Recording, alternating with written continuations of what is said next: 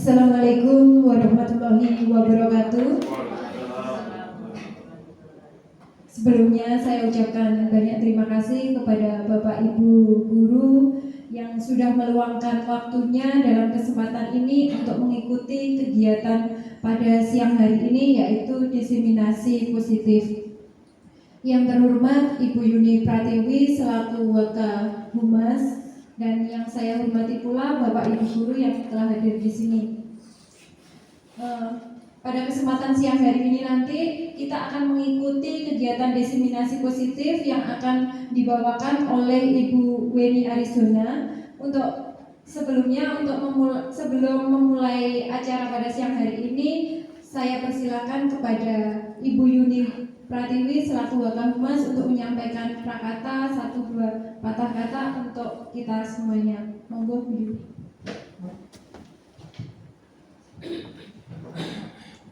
Terima kasih Bu Lulu. Sebelumnya Assalamualaikum warahmatullahi wabarakatuh. Alhamdulillah, syukurillah, puji syukur kehadirat Allah Subhanahu wa taala bahwasanya pada pagi hari ini kita bisa berkumpul di sini tentunya dalam keadaan sehat walafiat.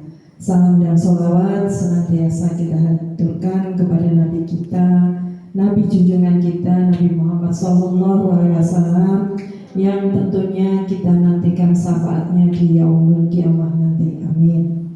Bapak Ibu yang saya hormati, terima kasih jenengan semuanya sudah kerso rawuh menghadiri undangan dari Bu Weni untuk mengikuti diseminasi tentang budaya positif, di mana Bu Weni ini sekarang masih mengikuti yang namanya program guru penggerak angkatan 11 Kabupaten Madiun.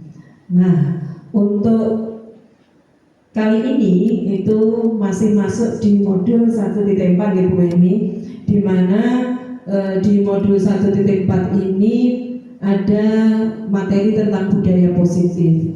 Nah, nanti harapannya dengan Bu Weni memberikan diseminasi tentang apa yang telah diperoleh di program guru penggerak itu bisa tertularkan ke panjenengan semuanya, di mana kalau sudah tertular otomatis nanti slogannya seperti slogannya guru penggerak ya, bisa tergerak, kemudian bergerak dan menggerakkan.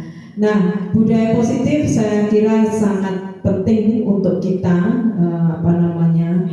terapkan di sekolah, terutama di sekolah kita, di mana anak-anak nantinya tentunya bisa secara sadar dan mandiri untuk berkarakter tentunya sesuai dengan profil pelajar Pancasila ataupun budaya positif lainnya yang kita bisa sepakati bersama. Untuk itu monggo nanti beberapa menit ke depan kita bisa mendengarkan apa saja yang sudah diperoleh Bu Weni di program guru penggerak yang kemudian bisa kita awali, kita laksanakan, dan kita bisa membuat atau bersepakat seperti apa budaya positif ataupun budaya keyakinan yang akan kita terapkan di sekolah kita di SMK Negeri 1 Majaya. Mungkin itu saja yang bisa saya sampaikan. Semoga kegiatan ini bermanfaat untuk Bu Weni dan untuk kita semuanya, dan tentunya untuk siswa dan sekolah kita. Terima kasih. Wassalamualaikum warahmatullahi wabarakatuh. Terima kasih Bu Yuni yang sudah memberikan prakata untuk kita semuanya. Selanjutnya kita akan memasuki pada kegiatan inti, yaitu diseminasi positif yang akan disampaikan oleh Bu Weni. Untuk itu sebelum masuk di acara, saya akan sedikit berpantun dulu biar kita semuanya tambah semangat untuk mengikuti pada kegiatan siang hari ini. Bunga melati harum mewangi, tumbuh subur di pinggir taman. Mari kita dengarkan dengan hati, agar ilmu terserap dengan sempurna, teman-teman.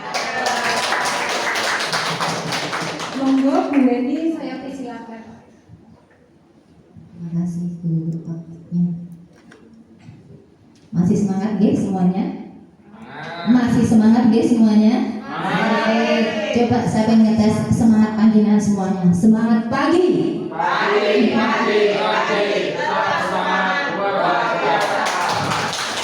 Sekali lagi semangat pagi.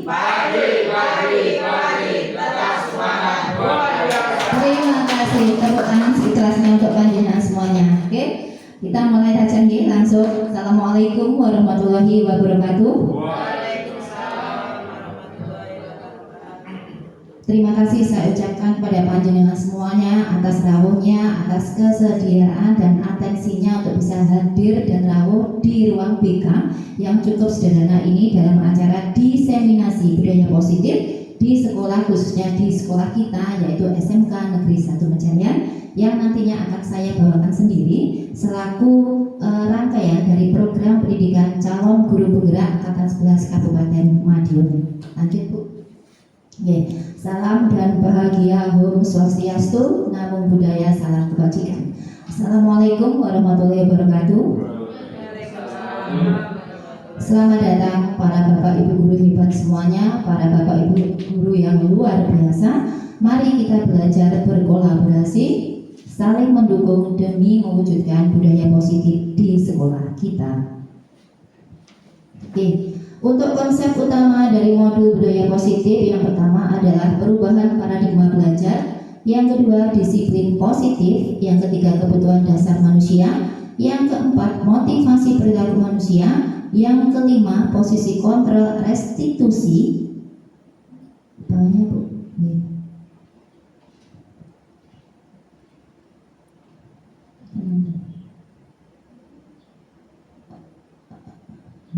Posisi kontrol restitusi, yang berikutnya adalah keyakinan kelas, dan yang terakhir adalah segitiga restitusi. Lanjut.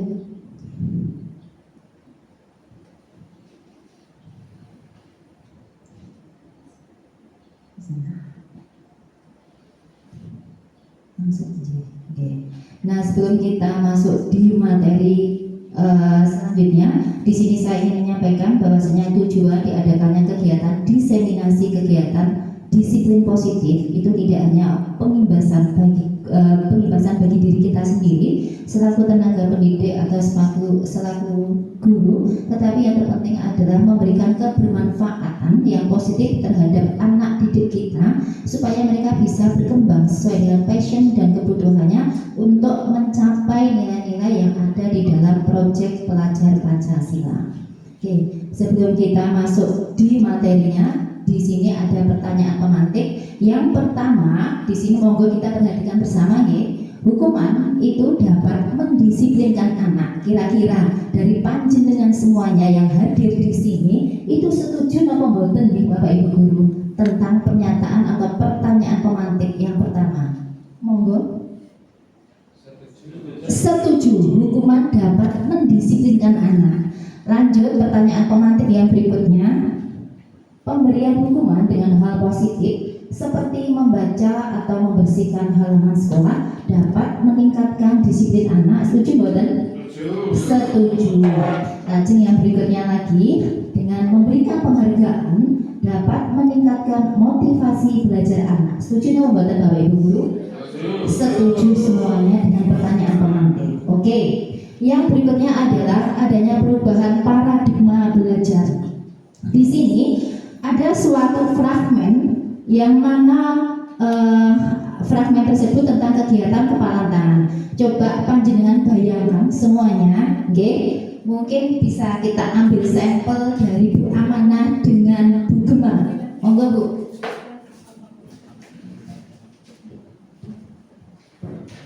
Monggo yang pengen berperan sebagai tokoh A siapa? Bu Amanah atau Bu Gema? Bu Gema. Monggo Bu Gema. Nah, coba Bu Gema bayangkan nggih, Bu Gema sedang memegang sesuatu yang amat sangat berharga di tangan sebelah kanan. Nah, sebagai seorang besti, tentunya Bu Amanah itu pengen sekali dan kepo serta penasaran apa yang ada di dalam kepalan tangan yang dibawa Bu Gema. Nah, kira-kira apakah Bu Gema dengan sukarela bisa memberikan, ataukah Bu Amanah perlu upaya atau kerja itu bisa terbuka. Nah, monggo dari Bu Gema, kira-kira apa yang bisa Bu Gema lakukan atau Bu Amanah lakukan untuk bisa ngepoin apa yang ada di dalam kepala tangannya Bu Gema? Monggo. Saya pukul dengan menghardik. Dengan menggelitik tetap tidak mau, okay? Nah, dari fragmen yang baru saja kita peragakan tadi, Bu Gema tetap bergeming, Bu Gema tetap tidak mau untuk membuka kepalan tangannya. Nah, apa kira-kira yang terjadi? Seperti itu, oke? Lanjut Bu.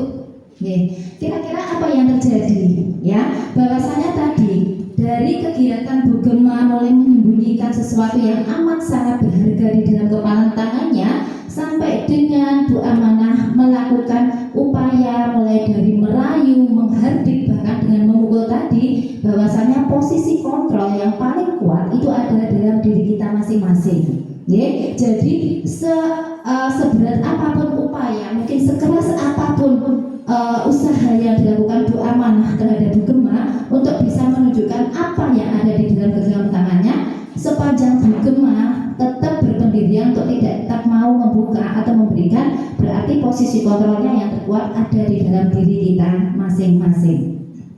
Oke, untuk yang berikutnya adalah perubahan paradigma teori kontrol atau teori pilihan, yang mana dikemukakan oleh Dr. William Glasser dalam teori kontrol teorinya. Yang pertama adalah ilusi guru mengontrol murid. Artinya di sini bahwasanya guru biasanya mempunyai posisi yang mayor terhadap apa yang dilakukan oleh murid-murid kita. Guru biasanya memberikan kontrol yang paling mayoritas terhadap murid.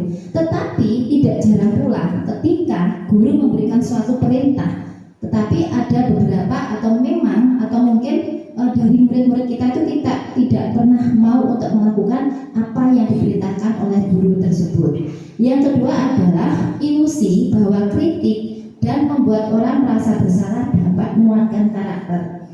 Artinya bahwa setiap tindakan yang dilakukan murid-murid kita itu mengarah ke identifikasi atau perilaku yang gagal. Nah, di sini tugas kita sebagai seorang guru biasanya kita akan kesulitan untuk bisa mendeteksi atau mengidentifikasi dari perilaku-perilaku yang telah dilakukan murid-murid kita tersebut. Yang berikutnya adalah ilusi bahwa semua penguatan positif itu efektif dan bermanfaat.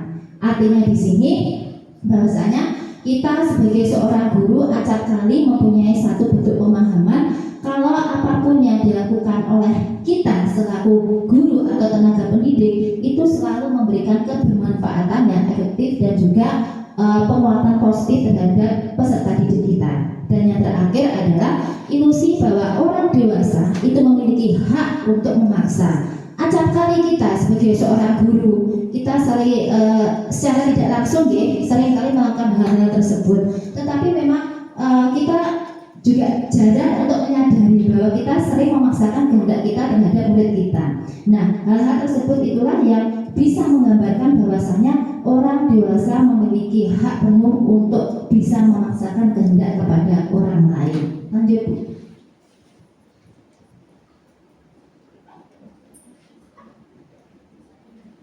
Oke, di sini bisa kita lihat ada dua tabel berwarna kuning dengan hijau. Yang pertama adalah perubahan paradigma dari stimulus respon ke teori kontrol. Di sini bisa kita lihat bahwasanya untuk stimulus atau teori kontrol yang terpapar di sini, yang pertama adalah kita mencoba mengubah orang agar berpandangan sama dengan kita. Sementara untuk teori kontrol yang muncul adalah kita itu berusaha untuk bisa memahamkan orang lain tentang pandangan dunia, bahwasanya konsep pemikiran per orang atau per individu itu tidaklah sama. Bisa jadi saya memandang bahwasanya Pak Rian itu orangnya serius, orangnya pinter, orangnya smart, tapi beda lagi pandangan Pak Hilman tentang Pak Rian. Alah, Rian ya apa Rian tok seperti itu. Contoh Pak Hilman saya Pak Rian. Terus yang berikutnya lagi adalah perilaku buruk dinilai sebagai suatu kesalahan. Untuk teori kontrolnya, semua perilaku pasti mempunyai tujuan. Acap kali hal itu sering sekali kita lakukan terhadap peserta didik kita. Peserta didik atau siswa kita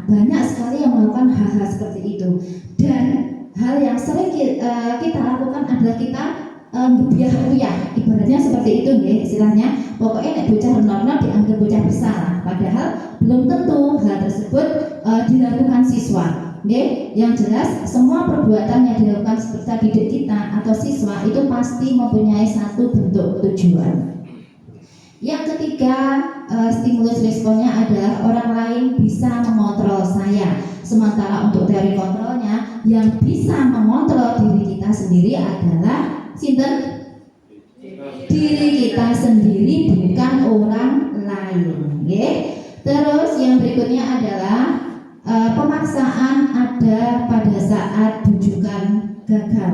Sementara untuk teori kontrolnya diperlukan adanya suatu bentuk kolaborasi dan konsensus yang dapat menciptakan pilihan ataupun opsi-opsi yang baru tanpa harus ada kata atau istilah dari pemaksaan. Yang jatuhnya nanti bila mana kita melakukan satu bentuk pemaksaan, mengerucutnya atau bermuaranya pasti ke identitas gagal. Ya. Terus yang terakhir, yang keenam, untuk stimulus responnya, model berpikirnya adalah menang kalah. Ada yang menang, ada yang kalah. Sementara untuk teori kontrolnya, model berpikirnya lebih ke menang dan menang. Kelihatannya Bu Husnul sudah mulai ngantuk. Monggo saatnya kita bermain-main, supaya panjenengan semuanya bisa refresh. Dari tadi saya lihat Bu Husnul sudah menguap beberapa kali, Bu. Memang ini ada jam-jam rawan, jam-jam yang sering membuat orang ngantuk, dan itu juga sering terjadi pada saya. Monggo kita bermain-main. Di sini saya punya satu bentuk permainan, cukup sederhana, cukup simpel, Nanti kalau saya bilang tepuk satu, terus tepuk dua, kanan dan kiri. Terus untuk tepuk tiga, kanan kiri atas. Terus nanti untuk tepuk empat, 2 kali tepuk kanan, 2 kali tepuk kiri. Terus untuk yang tepuk 5, 2 kali tepuk kanan, 2 kali tepuk kiri, 1 kali tepuk di atas kepala. Coba tepuk 1, tepuk 2, tepuk 3, tepuk 4.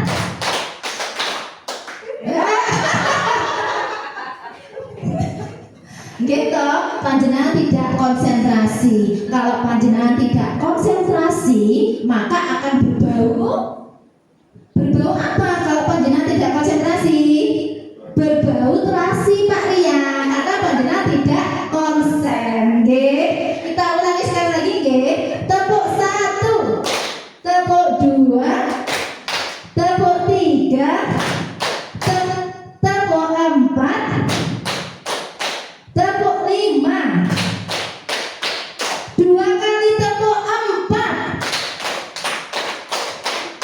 3 kali tepuk 3. Nah, dari sini ketahuan yang tidak konsentrasi Bu Yuni. Mungkin belum sarapan, Terima kasih Bu Husnul, kelihatannya sudah bisa tertawa. Sudah ngantuk Ibu, Bu Prisil kelihatannya masih ngantuk. Oh, sudah tidak. Mau menyanyi, Bu? Oh, boten, Kita lanjut, untuk yang materi selanjutnya. Ya, di sini ada gambar orang yang merenung seperti Pak Rian yang sering merenung di bengkel TSM, Bisa jadi ada 2 kemungkinan, entah itu rokoknya habis, ya kan? Ataukah mungkin menunggu jam pulang. Nah, di sini itu ada suatu Pak? Mungkin suatu gambar yang merenungkan tentang apa itu budaya positif. Mungkin dari Bapak Ibu ada yang mau memberikan ulasan jawabannya? Oke, terima kasih Bu. Ini jadi menurut saya budaya positif itu adalah budaya di mana semua tingkah laku kita mencerminkan hal yang positif seperti itu. Luar biasa, tepuk tangan yang meriah untuk Pak Rian. Perwakilan bapak-bapak sudah, monggo perwakilan dari ibu-ibu supaya tidak ngantuk. Monggo dari Bu Prisil. Ya, budaya positif itu bagaimana seorang pendidik itu bisa membentuk lingkungan yang kondusif, memaksimalkan potensi siswa untuk segala sesuatu yang bermanfaat, ngoten Bu mungkin ya. Luar biasa. Bu Kristi. Mungkin Bu Yuni mau menambahkan supaya lebih fokus. Budaya positif menurut saya Bu Weni itu adalah bagaimana kebiasaan adat ataupun lingkungan yang ada di sekolah terutama itu bernilai atau mempunyai nilai-nilai karakter yang sudah disepakati bersama. Mungkin itu Bu Weni. Terima kasih Bu Yuni ya. Terima kasih atas jawaban dari Pak Rian, dari Bu Prisci dan dari Bu Yuni. Sehingga di sini dapat disimpulkan bahwasanya budaya positif adalah nilai-nilai keyakinan dan kebiasaan-kebiasaan di sekolah yang berpihak kepada murid atau student center, di mana peserta didik bisa berkembang menjadi pribadi yang kritis, yang penuh hormat dan bertanggung jawab.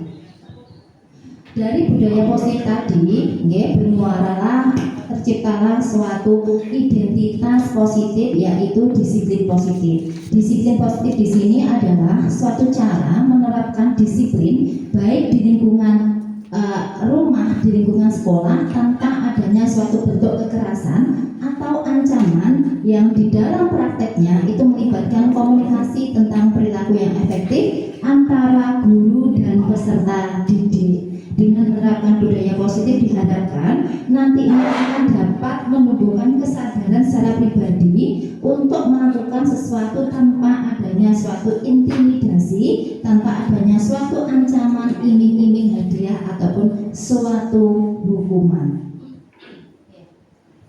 Dari nilai-nilai budaya positif dan juga dari disiplin positif tersebut tertelurlah sebuah nilai-nilai kebajikan, yang mana disiplin positif tersebut akan membawa nilai-nilai kebajikan pada diri seorang peserta didik atau murid sesuai dengan profil pelajar Pancasila, yang mana seperti kita ketahui bahwasanya ada 6 profil pelajar Pancasila, antara lain napa mawon Bu Pahala, monggo daripada panjenengan sombong.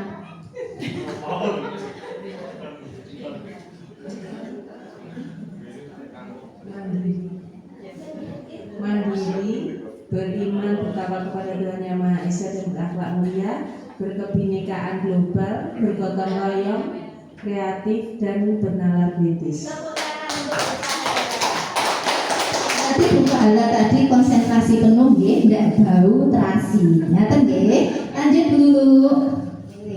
Di sini konsep selanjutnya adalah tentang kebutuhan dasar manusia. Seperti kita ketahui bahwasanya panjenengan semuanya, saya yakin mempunyai kebutuhan-kebutuhan dasar yang secara tidak langsung sudah kita punyai atau sudah kita lakukan setiap hari. Yang pertama adalah kebutuhan untuk bertahan hidup atau survival. Meliputi apa? Ada sandang, ada pangan, dan juga ada papan, serta rasa aman dari ancaman ataupun dari rasa-rasa ketakutan yang lainnya. Yang kedua adalah kasih sayang. Yang ketiga kebebasan, freedom. Yang keempat kesenangan, dan yang kelima adalah adanya suatu penguasaan. Di sini kita bisa ambil contoh yang paling sangat sederhana sekali. Misalnya adalah peserta didik kita merasa mereka ingin diakui tentang keberhasilannya dalam suatu penguasaan kompetensi atau pelajaran, dan juga mereka mampu untuk bisa meraih prestasi-prestasi yang sudah mereka capai selama mereka bersekolah. Lanjut Bu. Untuk motivasi perilaku manusia di sini, dipengaruhi oleh dua, yaitu motivasi eksternal dan juga motivasi internal. Yang mana motivasi sendiri adalah suatu dorongan yang timbul pada diri seseorang secara sadar atau tidak sadar untuk melakukan suatu tindakan yang mempunyai tujuan tertentu. Di sini ada motivasi. Yang pertama adalah motivasi eksternal. Tujuan daripada perilaku manusia berdasarkan motivasi eksternal adalah untuk menghindari ketidaknyamanan ataupun hukuman. Misalnya di sini, apa yang akan terjadi bila saya tidak melakukannya? seperti itu. Terus untuk motivasi eksternal yang berikutnya adalah untuk mendapatkan imbalan atau hadiah dari orang lain atau institusi lain. Nah, di sini bisa misalnya seperti ini, apa yang akan saya dapatkan bila saya melakukannya? Berarti segala bentuk perbuatan atau tindakan yang kita lakukan itu mempunyai tendensi untuk mendapatkan imbalan atau iming-iming. Nah, nggih Bapak Ibu, Bu Husnul, mboten ngantuk nggih, semangat nggih. Oke, kita lanjutkan. Untuk motivasi internal yang berikutnya adalah untuk menghargai diri kita sendiri. Di sini saya akan jadi seperti apa bila saya melakukannya. Seperti itu nih Bu Husnul nggih. Lanjut dulu. Nah, konsep disiplin dengan identitas gagal di sini ada dua tabel. Yang berwarna kuning itu adalah satu bentuk hukuman, yang berwarna hijau ini adalah penghargaan atau reward. Yang mana konsep disiplin dengan identitas gagal, kalau dengan hukuman itu bersifat menyakitkan. Sementara untuk penghargaan, untuk identitas gagal dengan konsep penghargaan akan bersifat tidak efektif. Yang berikutnya, untuk hukuman akan terasa tidak nyaman. Sementara untuk penghargaan itu akan dapat merusak hubungan dan bermuara pada sikap iri, biasanya seperti itu. Jadi seperti ada semacam muncul gap-gap ataupun kelompok-kelompok bila mana kita melakukan penghargaan pada seseorang tanpa melihat tujuan dari perbuatan yang sudah dilakukan seseorang tersebut. Nah, terus untuk hukuman yang ketiga adalah akan menciptakan murid menjadi takut dengan kita. Sementara untuk penghargaan itu akan dapat mematikan kreativitas. Seperti tadi yang sudah diulas bahwasanya seorang murid itu akan melakukan suatu perbuatan atau tindakan bila mana mereka mendapatkan penghargaan. Secara otomatis kalau tidak ada penghargaan, mereka tidak akan pernah mau berbuat sesuatu yang positif untuk kontribusi sekolah di mana mereka berada. Terus yang kelima adalah untuk hukuman itu lebih ke menyembunyikan kesalahan, sementara yang penghargaan itu adalah dapat merampas hak untuk menghargai orang lain. Lanjut.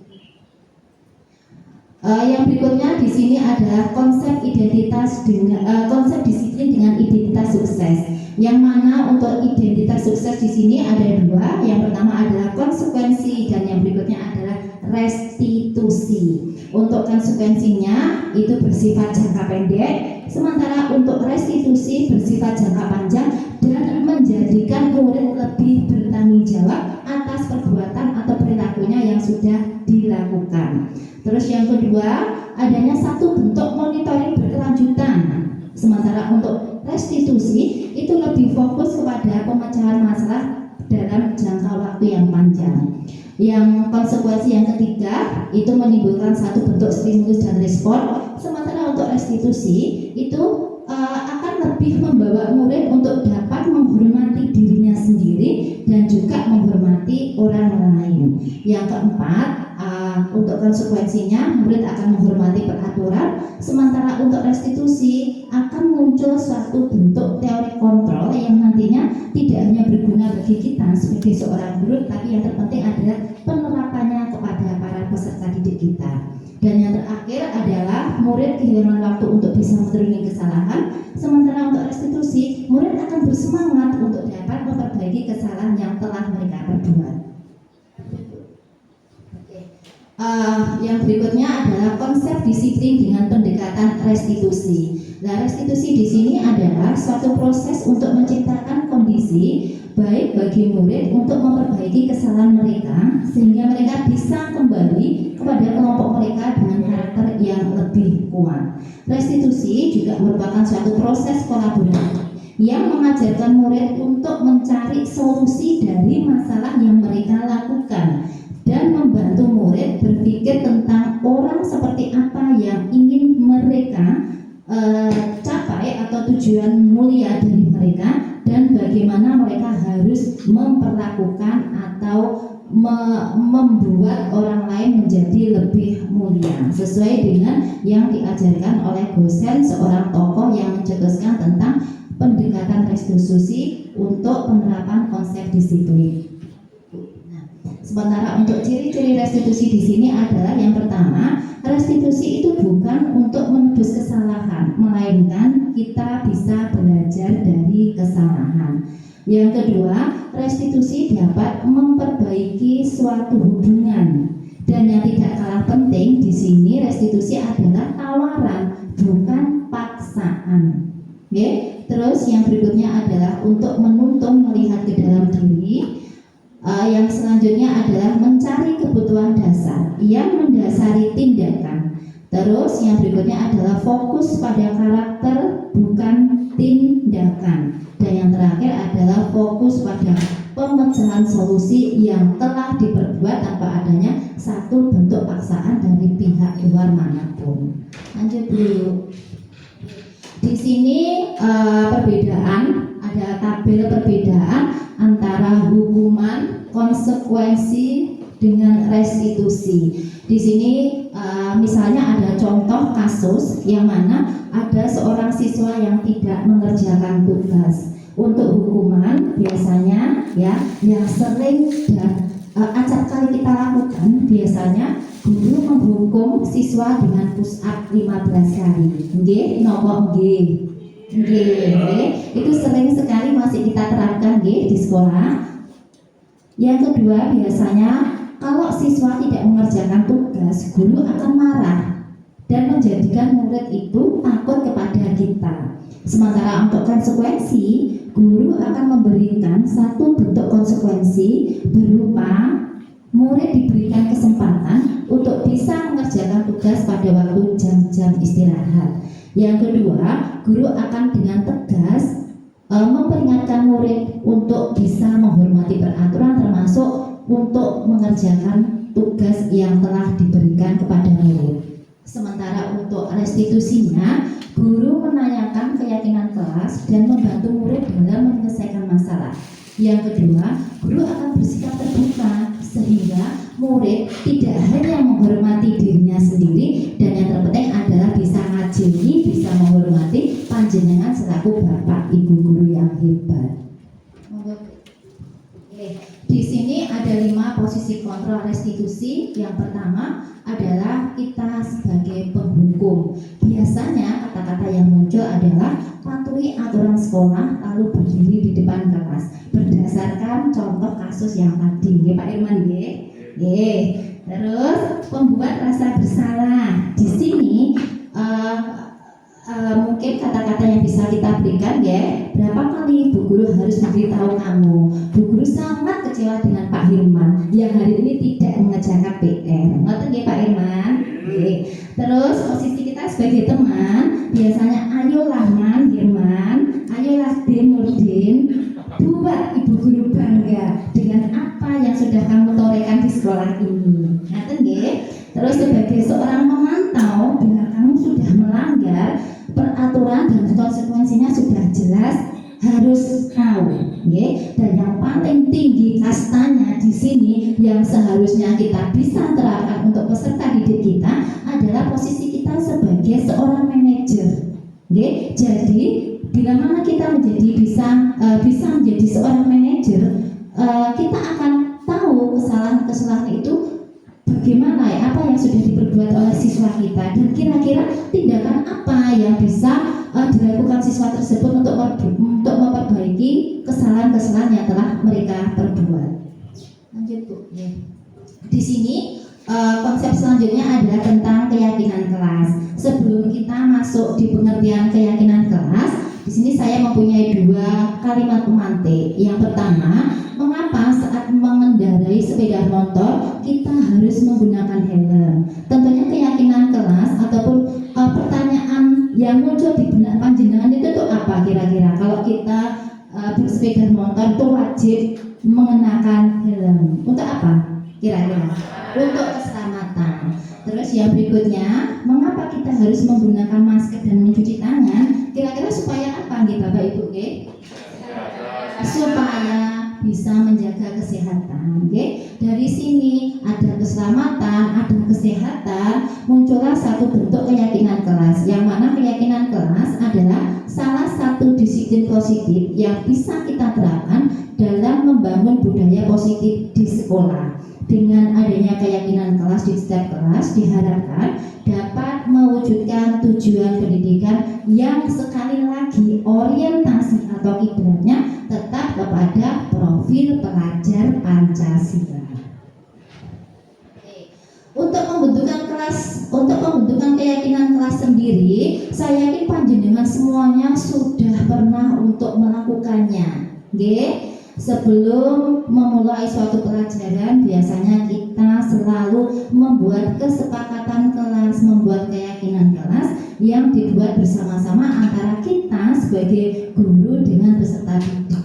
Yang mana untuk membentuk keyakinan kelas yang berupa satu pernyataan yang bersifat universal, tidak ada intimidasi, tidak ada yang memojokkan atau mungkin sifatnya bullying. Terus yang berikutnya adalah dibuat dalam bentuk yang positif supaya anak-anak bisa mengembangkan karakter atau berbudaya positif di lingkungan yang paling kecil sendiri adalah kelas yang nantinya bisa bermuara di lingkungan sekolah. Yang ketiga, dibuat dalam bahasa yang singkat agar siswa kita itu mudah untuk mengingatnya, karena siswa kita kebanyakan kan amnesia nih. Hari ini merokok ditanya kapan ngerokok mulai, lupa Bu, seperti itu nggih. Terus yang berikutnya lagi, kita harus sesuaikan dengan kondisi sekolah kita, dengan kultur kita di mana kita berada nggih, sehingga dapat diterapkan keyakinan kelas dengan mudah oleh semua warga sekolah. Dan yang terakhir, yang tidak kalah penting, untuk pembuatan keyakinan kelas itu wajib harus melibatkan semua warga kelas yang ada. Lanjut. Sehingga di sini didapatkan tujuan dari aksi nyata yang tadi nggih, dari lingkup yang paling terkecil sendiri adalah peraturan kelas. Dari peraturan kelas muncullah satu keyakinan kelas sehingga memunculkan lingkungan yang positif. Dengan adanya lingkungan yang positif akan tercipta, terbiasa dengan budaya positif yang tidak hanya bisa dijalankan oleh murid-murid kita, tetapi oleh kita selaku guru atau sebagai motor penggerak daripada murid-murid kita yang ada di sekolah. Lanjut dulu. Dan yang terakhir adalah segitiga restitusi. Di sini tadi sudah kita singgung di awal-awal bahwasanya untuk alur dari segitiga restitusi yang pertama ada menstabilkan identitas, terus yang di sebelah kiri itu adalah validasi tindakan salah. Nah, validasi tindakan salah mungkin bisa dengan cara yang lebih efektif dengan mengetahui kebutuhan apa yang dibutuhkan oleh peserta didik kita. Terus yang berikutnya lagi adalah menanyakan keyakinan.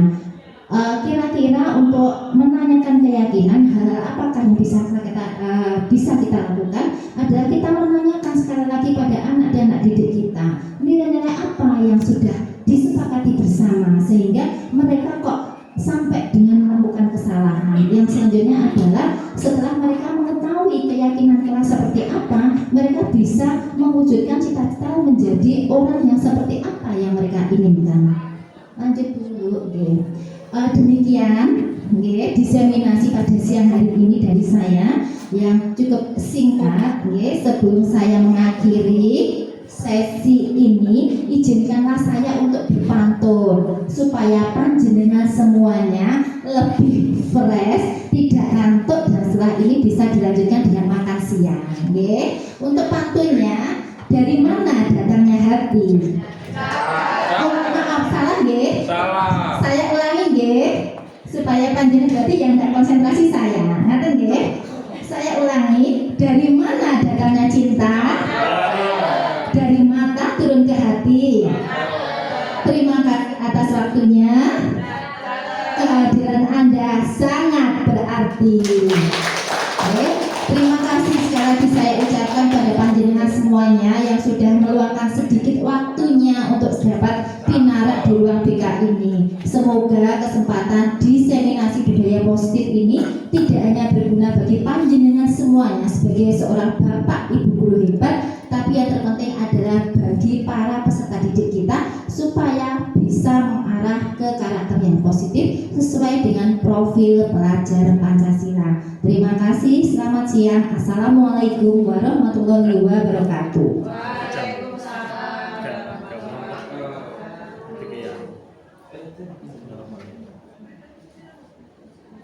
Baik, terima kasih Bu Weni yang sudah memaparkan dengan cukup lengkap tentang materi disiplin positif. Di akhir acara ini saya dapat mengambil kesimpulan dari kegiatan diseminasi ini bahwasanya kegiatan diseminasi positif ini telah berjalan dengan lancar dan memberikan manfaat yang signifikan bagi kita semua dan bagi peserta didik kita. Melalui diskusi dan berbagi praktik baik dari Bu Weni ini, semoga dapat memperdalam pemahaman kita tentang disiplin positif untuk memajukan pendidikan kita. Dengan semangat kolaboratif, diharapkan ilmu dan pengalaman yang didapatkan dalam kegiatan ini dapat diimplementasikan untuk di sekolah kita, Bapak Ibu, sehingga nanti kita ke depan lebih berpihak pada peserta didik. Kurang lebihnya saya mohon maaf. Jangan lupa untuk selalu bahagia. Akhirul kalam. Wassalamualaikum warahmatullahi wabarakatuh.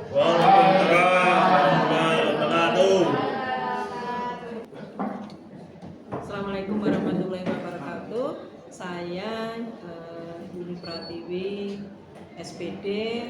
Saya selaku teman sejawat dari Ibu Weni Arizona SPD akan memberikan testimoni tentang diseminasi budaya positif yang telah dilakukan oleh Ibu Weni. Adapun Bu Weni sudah memberikan sharing tentang ilmu yang didapat di program guru penggerak, terutama di modul 1.4 tentang budaya positif. Tentunya apa yang disampaikan oleh Bu Weni tersebut tentunya dapat kita terima, dapat kita pahami bersama, sehingga apa yang nantinya sudah ditularkan ilmunya akan kita terapkan bersama dalam kolaboratif untuk menciptakan budaya positif di sekolah, terutama untuk siswa SMK Negeri 1 Wijaya supaya mereka bisa berbudaya positif. Terima kasih.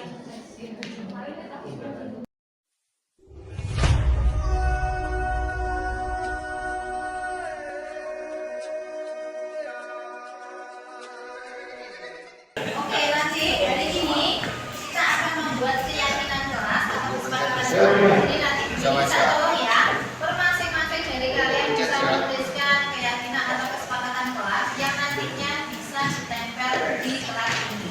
Bisa dimulai dari sini. Arahkan pandangan ke depan, Tuhan kan menuntunmu. Sadarilah masa berganti, tantangan kan kita hadapi.